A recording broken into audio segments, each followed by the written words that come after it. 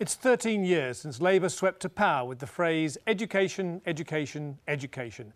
But have they done enough for schools to win your vote this time? Welcome to Election 2010, Testing the Parties.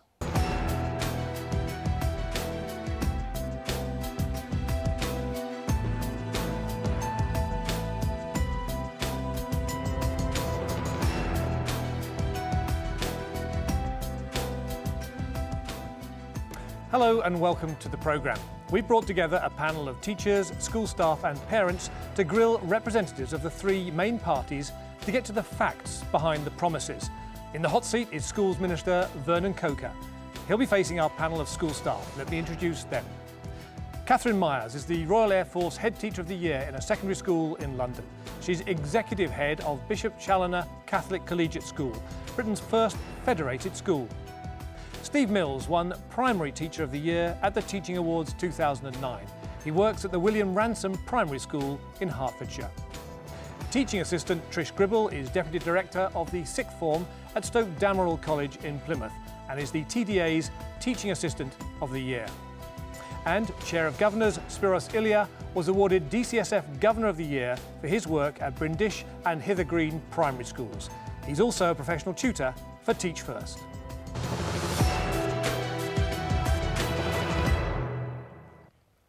Welcome to you all and to Vernon Coker. Before we take the first question, let's have a look at Labour's recent education pledges. This was Gordon Brown speaking at Woodbury Downs School in Hackney in February. We will open up our school system to a new generation of school providers. We will bring into the heart of our education service organisations with the potential to become recognised and trusted brands that parents can be confident will have the world-class excellence and passion to improve their children's education. For just as we do not tolerate failure, so no longer can we tolerate schools that settle for just doing enough to get above the minimum standards. If parents are dissatisfied with a school, they will have a new right to initiate change in the leadership of that school. Where a significant group of parents say they are dissatisfied with their school leadership, the local authority will have to ballot all parents of that school on whether they want to bring in one of the newly accredited, proven and trusted school providers. Great teaching, personalised education, an insatiable desire to continually drive up standards, far more control for parents. These are the characteristics of the greatest schools. They will become the characteristics of every primary and secondary school in our country.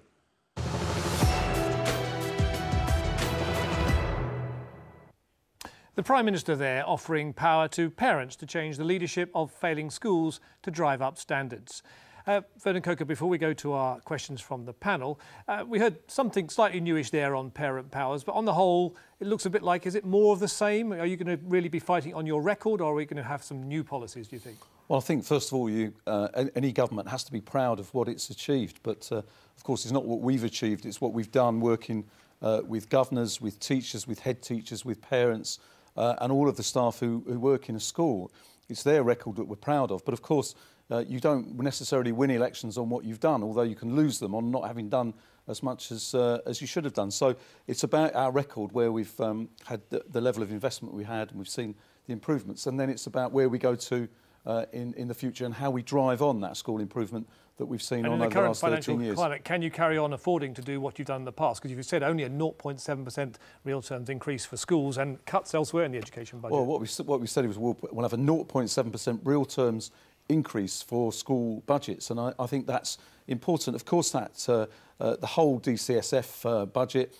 There will have to be changes with respect to that. But the commitment has been for the front line, for the delivery in schools, for the improvements that we've seen. Resources will be made available. And of course, it'll be tighter than it's been at the present time. People wouldn't believe me if I said anything else. But at the end of the day, that commitment to a 0.7% real terms increase for the front line. OK, let's go to our panel. Catherine Myers. Vernon, the Labour Party has begun to kite mark organisations, including universities. Gordon Brown has spoken about bringing in different organisations, and my school was a pioneer in this. We're the first federated school. And my question is, the essential factors for making a school successful, or a successful institution taking over an unsuccessful school, Are you bringing high expectation, professional staff, and the school begins to trust that you know what you're doing? What criteria are you going to use to kite mark organisations that take over struggling or failed schools? Well, exactly the kite mark that you've talked about, the criteria for that kite mark will actually be the very things that you've said. We know, looking at where successful head teachers have worked with other schools, they've brought about improvement to those other schools. Some schools have done it through federation, others have done it in other forms of collaboration through national challenge trusts or other examples. But the important thing is, you're absolutely right to say, what are the ingredients that actually make a successful school? And you're absolutely right to say it's leadership, it's the ethos, it's the quality of teaching, the support from the community, and involvement of all of the staff at that school, not just the teaching staff, but the non-teaching staff as well. Are you happy with that list? No, but what's the process that you're going to use to kite mark? For example, if I want outstanding and Ofsted, I know what to achieve, and if I want to raise standards in science, I know what to do to achieve it. So what is it that you're... For the new providers, for the new talking about, providers, We've got an what criteria, what do you actually need to do to get that kite mark? As I say, the criteria will be laid out, much as you said, and then there'll be an accreditation process through which people will go.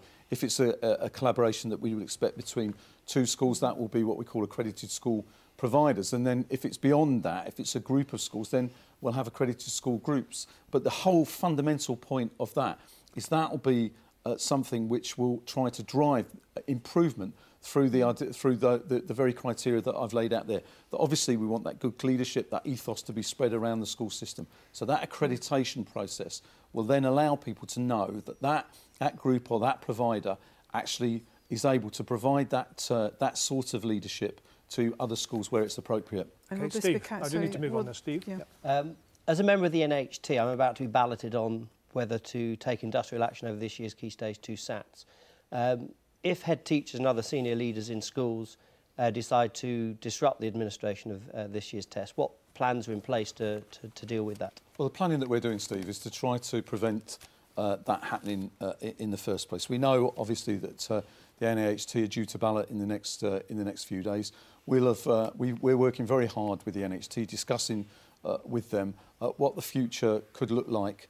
It's obviously difficult with respect to 2010, although we've made important changes. Teacher assessment will be published alongside the maths and English results, and obviously this year there's not the science tests as well. So what we're trying to do is to work with the NHT to say to them, look, we are making changes. It's difficult and we can't make the changes for 2010 that would totally satisfy the NHT, but we've just written, the Secretary of State and myself, to all of the primary school heads with a letter which is about the future, where we're looking towards things like the report card, which will assess more than just academic achievement. For this year, you're going to go ahead, whatever NUT and NEHT decide. You're going ahead, in a word. We've said that we've made changes to the 2010 arrangements, but the government's policy is to go ahead with the 2010 Steve, arrangements. You sort of say it's kind of too late maybe to do anything this year, but the rumblings and the goings on have been, you know, for some time now, haven't they? So things could have been done earlier.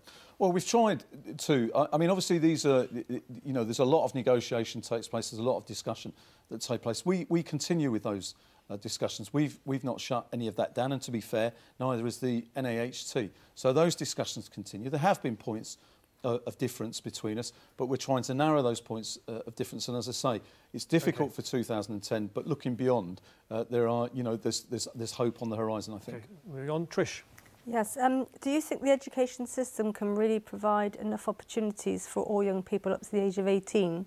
Or do you think it's just to keep them off the unemployment register? You're talking about the raising of the education leaving age. Yeah. Yes. What are they going to do? I just think this is such a fantastic reform. I mean, let me first of all say that when we're talking about the raising of the participation age, sometimes that's caricatured as though we're trying to chain people to the desks. We're going to try and keep 16 and 17-year-olds who are reluctant to stay in school, that we're going to keep them there. But what it's about is saying, surely in the 21st century, we should be saying to our 16 and 17-year-olds, look, stay at school. If that's not appropriate, let's put you into, or get you into work with training, or get you into a college place or an apprenticeship.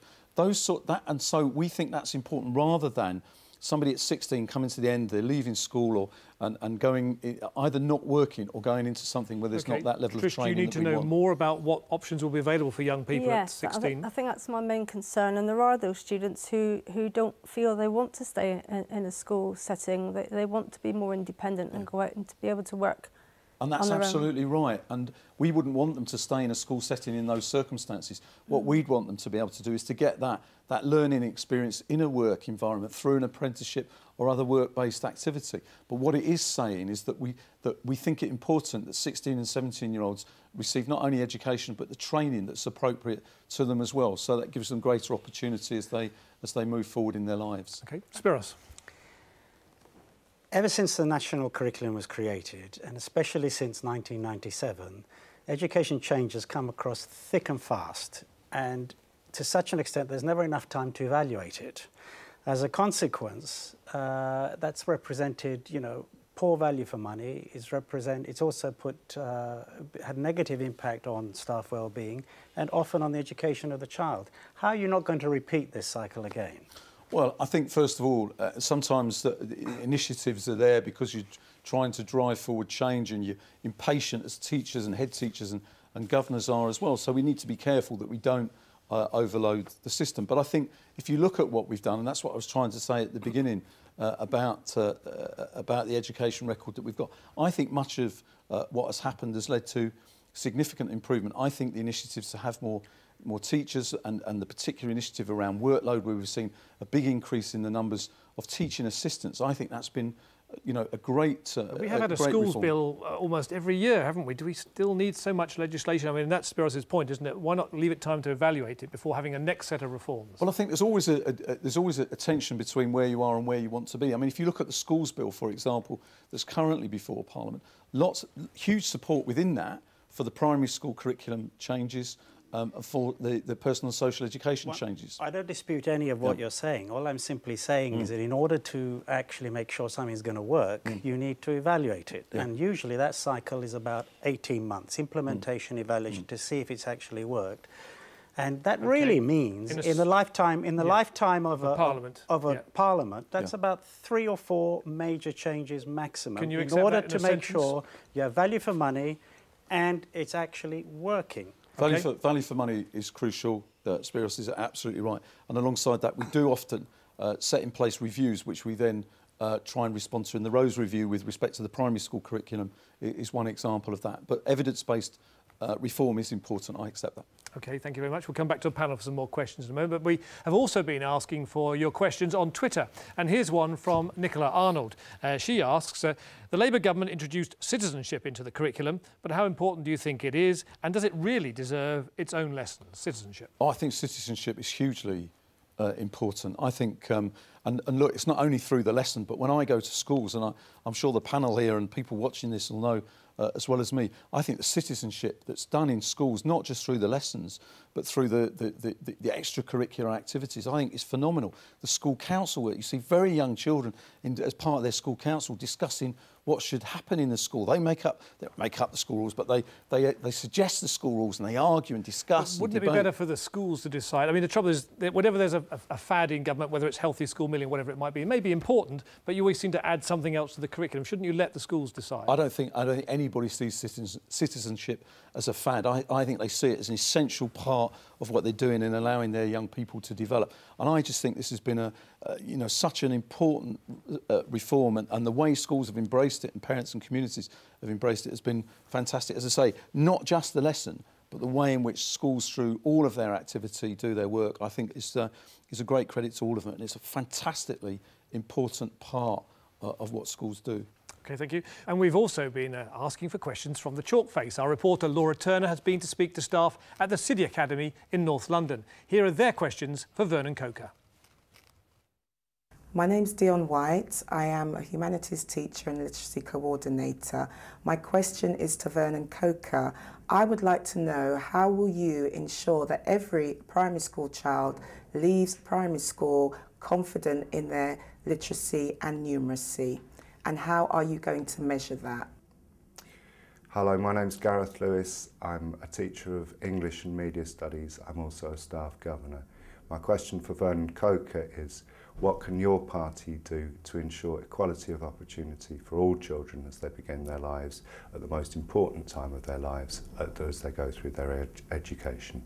Hello, my name's Faye Benson, I'm an NQT. I would like to ask Vernon Coker about your pledge to guarantee to provide 300,000 pupils one-to-one tuition in English and maths. Where are you going to get the resources from in order to do this?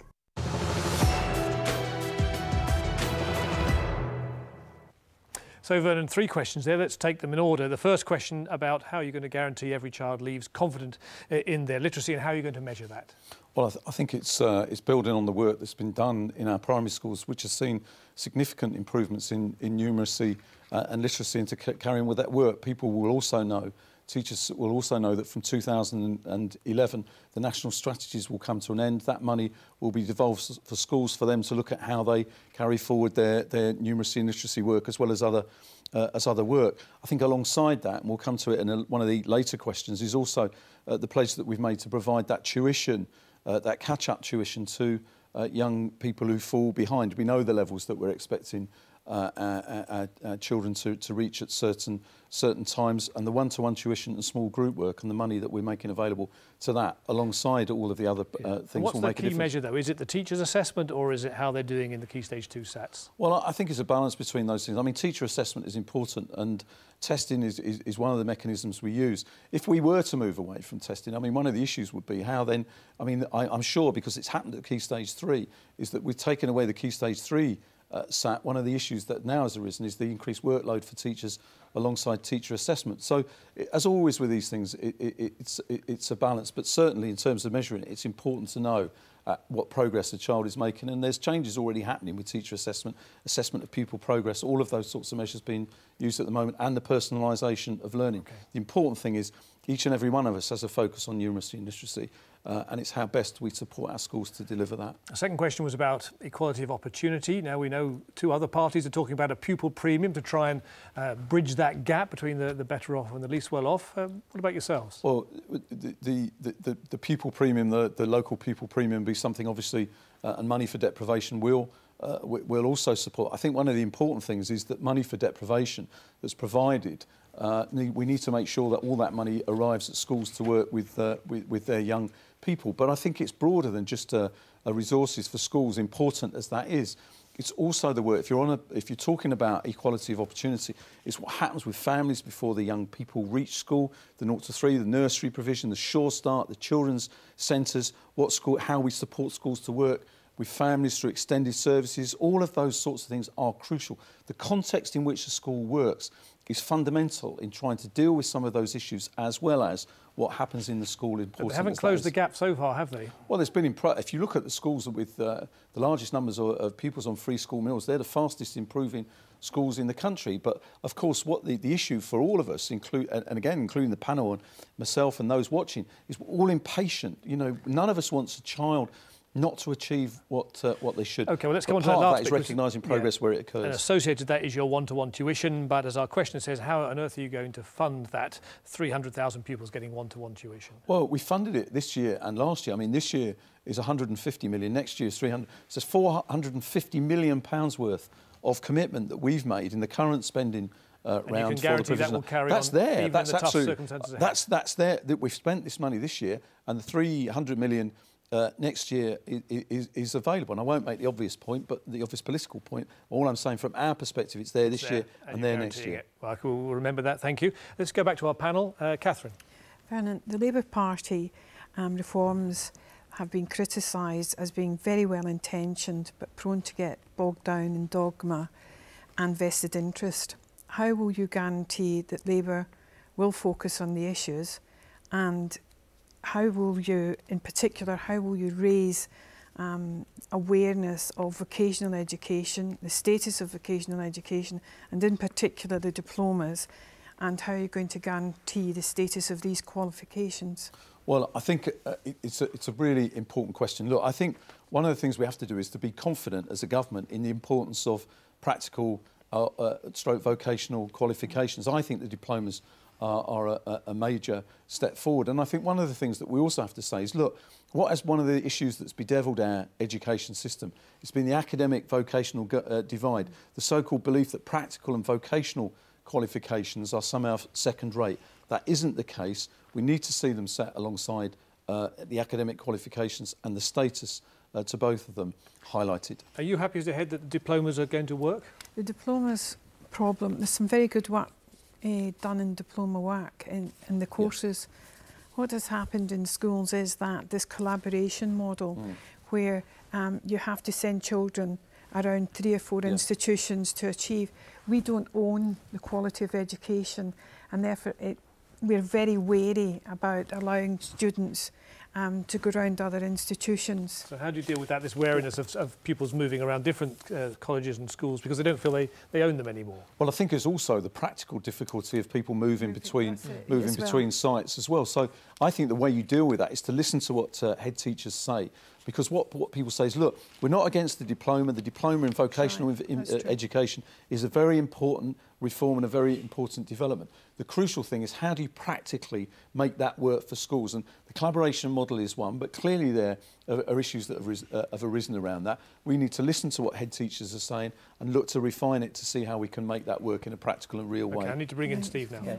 Okay. League tables do nothing but add pressure on teachers, and parents, it's been reported, suggest that they're not influenced by schools' positions in league tables when choosing schools.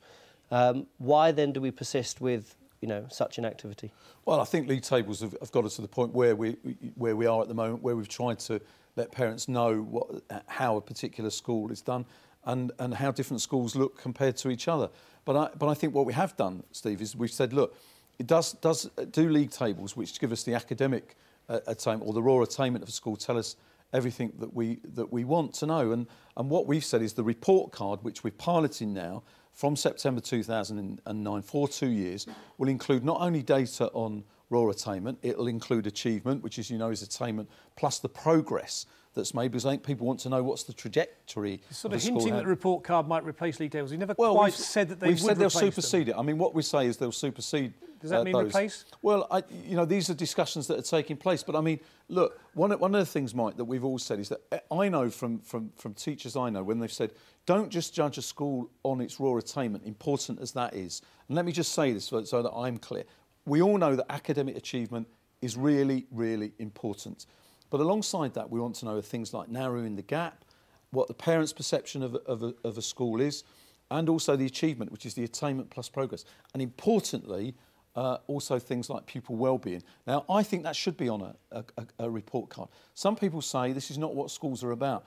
But I know that when parents talk to me about schools, as well as the academic achievement, they also want to know things like, so Steve, a report card, is that better than league tables? Yeah, that will show kind of the sporting success of a school. You talked about citizenship. That will show the extra things that a school is capable of. And when we teach children in science, when they want to carry out a fair test, to change one variable only. The problem with SATs and league tables is that we're changing the children each year and we're changing the test. That's 2 variables. Yeah. Okay, so just briefly for the moment, it's still report card and league tables at the moment. It's the report card which is in development. The report card which is in development tries to capture more of what a school is about over and above just the raw academic achievement. Okay, Ronan. In many other European countries, children start school later than we do in our country, and yet they progress well. Is there anything we can learn from this? Yeah, 6 or 7 in some countries. Well, 6 or 7. Although if you actually look at what they do in their preschool, in the nursery, it's actually very similar to what happens with our foundation and infants. Although they'll formally say we don't start education until 6 or 7. I think there's a balance to be struck, and I think that was some of the discussions that have taken place recently, and the implementation of the Rose Review, where we're saying children could start at 4. I think the important thing is to say is how are children taught. I mean, I'm not a primary school teacher, but when you go and speak to teachers there, it's the balance between structured learning and play and enjoyment. And I think it's getting that balance right. And if you ask me what we should learn sometimes or think about, and indeed what government should think about, is how we get that balance right so that children can have fun and can play and can learn through fun and play as well as structured learning. That happens in many schools, but I think as a government we need to reflect on how we ensure that happens, and we support that as much as we can as well. Spiros. Vernon, education is so central to the well-being of any society that inevitably all politicians want to get their hands on it, and often it just ends up being a political football just to simply score points, and often also the person who loses out is the child. Will your party ever have the courage to actually take education out of the political arena so that it's actually run by the professionals for the best for the whole child? So hand over power to the professionals. Well, I think two things. Or a couple of things. One is I think it's absolutely, education shouldn't be a political football where people score political points off each other. And secondly, we clearly should trust the professionals and the head teachers and the governors and those who run schools. But I think notwithstanding that, there are real differences between between the parties and indeed often out there in the community about how schools should be run. For example, if I just give a couple of examples, I don't think I should be in a situation where I could hand over and expect the extension of grammar schools, which I don't support. But if you had somebody who said, I think I should be able to argue against grammar schools. I don't believe in every school becoming an academy in the secondary system or in the primary system. So I think there are political differences between the parties. Vernon Coker, thank you very much, and thank you also to all of our panel. I'm afraid we've run out of time now, but don't forget you can keep up to date with the latest education news on the Teachers TV News website. That's at teachers.tv/news. Or join the election debate on Twitter. Just search for Teachers TV News. If you've missed the other programmes in this series, they'll be repeated on Teachers TV and available to watch on our website. Join us again for Election 2010, Testing the Parties.